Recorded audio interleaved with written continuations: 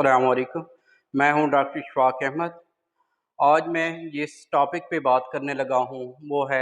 एसोफेजाइटिस, oesophagus की inflammation, या इसको हम खुराक की नाली की सोजिश भी कहते हैं। अब ये जो खुराक की नाली है, बेसिकली ये जो है हमारे जो गला है, गले से लेके नीचे मैदे तक जो है इसके दरमियान में ये पाई जाती है। ख़ास तौर पे ये छाती का जो हिस्सा होता है यहाँ पे ये मौजूद होती है। अब इसका काम क्या होता है कि जैसे ही हम खुराक खाते हैं तो जो गले के अंदर जाती है, तो गले में से ये फिर जो है खुराक की नाली में से पास होकर नीचे मैदे के अंदर चली जाती है। तो बाज़ दफ़ा ऐसा होता है कि इस खुराक की जो नाली है इसकी सोजिश हो जाती है। अब इसके अंदर जो है जैसे ही इसकी सोजिश होती है तो इसके अंदर जो है दो मेन प्रॉब्लम आ रहे होते हैं, दो अलामात जो मेन होती हैं वो सामने आ रही होती हैं। एक तो ये होता है कि उसके अंदर जो है जिसके अंदर ये खुराक की नाली की सोजिश हो गई है, उस पर्सन के अंदर जो है निगलने के उसको बारिश चाहिए होती है, वो खाना सही से निकल नहीं सकता। इससे क्या होगा, जैसे ही खाना जो है वो खुराक की नाली के अंदर जाता है तो उस वक्त उसका चेस्ट के अंदर पेन होता है, दर्द शुरू हो जाता है। अब इसके अंदर हम देखते हैं तो बेसिकली जो है ये किस वजह से हो सकती है, ये काज क्या क्या ऐसी वजूहत हैं जिसकी वजह से ये सोजिश होती है। तो अब इसके अंदर जो है फर्स्ट वन है बैक्टीरिया आ जाते हैं, वायरसेस आ जाती हैं और फंजाई आ जाते हैं। कि बाज़ दफ़ा हम ऐसी खुराक इस्तेमाल करते हैं जो कि कंटामिनेटेड होती है, उसके अंदर बैक्टीरिया, वायरसेस या फंजाई वो मौजूद होते हैं। जब हम वो खुराक इस्तेमाल करते हैं, वो खाते हैं, तो वो जो है जैसे ही खुराक की नाली के अंदर में से पास हो रही होती है तो बैक्टीरिया, वायरस, फंजाई वहाँ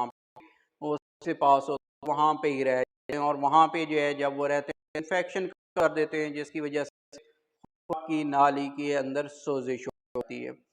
ये तो मेन 3 कारण हैं। उसके बाद जो है कुछ फैक्टर्स ऐसे आ जाते हैं जिन फैक्टर्स की वजह से उसकी खुराक की नाली के अंदर जो है सोजिश हो सकती है। तो इसके अंदर जो है एक डिज़ीज़ है जिसको हम गैस्ट्रोएसोफेजियल रिफ्लक्स डिज़ीज़ कहते हैं। अब इसके अंदर होता ही क्या है कि जो मैदा है, मैदे के ऊपर जहाँ पे जो है ये खुराक की नाली और वो आपस में मैदा मिलते हैं, तो वहाँ पे जो है एक जो सुराख होता है, और सुराख के अंदर एक वाल्व होता है जो कि जैसे ही खुराक की नाली में से पास होकर मैदे के अंदर जाती है तो वो दोबारा से जो है ना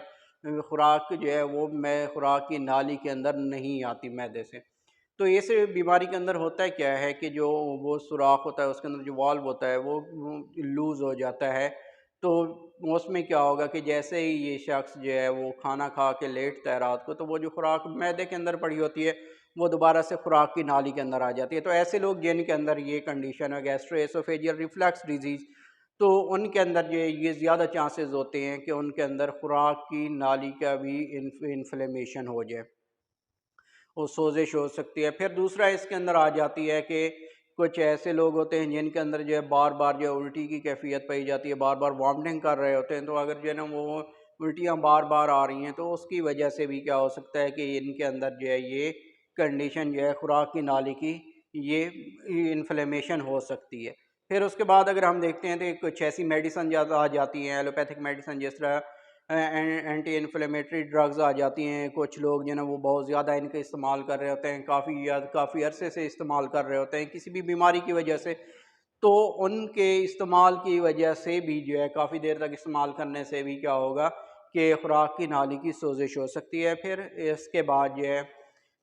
कुछ जो है टैबलेट्स ऐसी होती है जिनका साइज़ बड़ा होता है, और वो लोग जो है ना कुछ वो थोड़े से पानी के साथ जो उसको निगलने की कोशिश करते हैं। तो अगर वो काफ़ी अरसे से ये कर रहे हैं कि वो जो मेडिसन है साइज़ तो उसका बड़ा है टैबलेट का, लेकिन पानी वो कम इस्तेमाल करते हैं, तो उसकी वजह से भी क्या होगा कि ये खुराक की नाली के अंदर जो है सोजिश हो जाती है। फिर इसी तरह जो है कुछ ऐसे लोग जो है जिनको पता नहीं चलता कि ये सब्सटेंस कुछ खा ले रहे हैं, कुछ चीज़ें ले रहे हैं जो कि टॉक्सिक है, जहर होती हैं, टॉक्सिसिटी काज करती हैं, बीमारी जाके अंदर पैदा कर सकती हैं जिस्म के अंदर। तो अगर वो जो है वो खा लेते हैं, वो निगल लेते हैं वो टॉक्सिक सब्सटेंस जो है, तो उसके खाने की भी वजह से क्या होगी, खुराक की नाली के अंदर जो है वो सोजिश हो सकती है। अब इसके अंदर जो है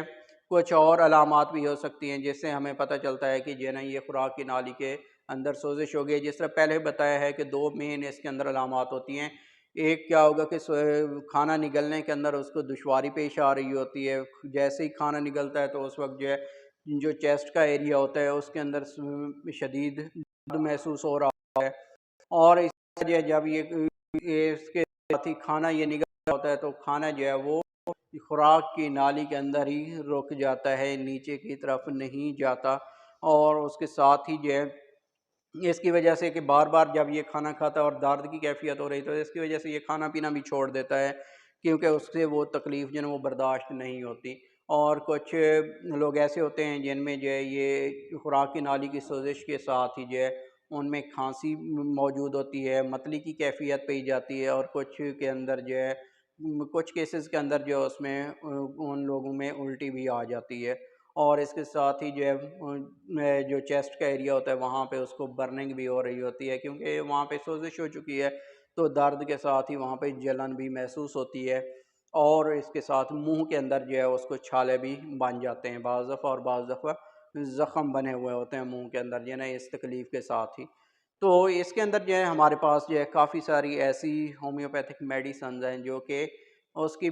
کاز کی بیس پہ، سمٹمز کی بیس پہ کہ کون کون سے سمٹمز آ رہے ہیں اس کی بیس پہ بھی ہم اس کو دے سکتے ہیں، اور کچھ جو ہے نا وہ کاز کی بیس پہ کہ ایکچولی کیا وجہ ہوئی ہے جس کی وجہ سے یہ جو خوراک کی نالی کے اندر جو ہے نا سوزش ہو گئی ہے، تو اس کی بیس پہ بھی ہم اس کو میڈیسن دے کے اس کو کیور کر سکتے ہیں۔